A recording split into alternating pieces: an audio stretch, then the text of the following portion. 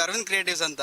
ಇವಾಗ ಲವ್ ಅಲ್ಲಿ ಹುಡುಗಿರ್ ಜಾಸ್ತಿ ಮೋಸ ಮಾಡ್ತಾರ, ಹುಡುಗರು ಜಾಸ್ತಿ ಮಾಡ್ತಾರ ನಿಮ್ ಪ್ರಕಾರ? ಹುಡುಗಿಯರ ಬಸ್ ಹೆಂಗ್ ಹೇಳ್ತೀರಾ ಬಾಸ್? ನಾವು ಮಾಡಿದೀವಲ್ಲ ಹುಡುಗಿಯರ ಸರ್ ಅವರಲ್ಲೇ ಅನುಭವಿಸಿದ್ದೀರಾ? ಅನ್ಭವಿಸ್ಬಿಟ್ಟದ ಅವನಲ್ಲೇ.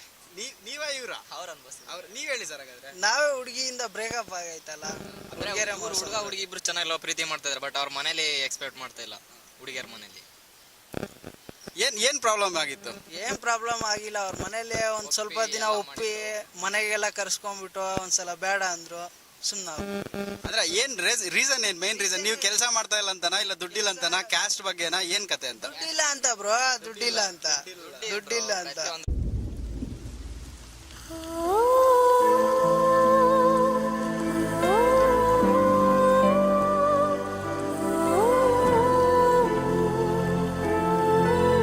ದುಡ್ಡು ಬೇಕು ಇವಾಗ, ಏನೇ ಆಗ್ಲಿ ಎಲ್ಲ ಹಳೆಯದೇ ದುಡ್ಡಿಂದಾನೆ, ಮನುಷ್ಯನ ಗುಣ ಹಳೆಯದೇ ದುಡ್ಡಿಂದಾನೆ ಇವತ್ತು.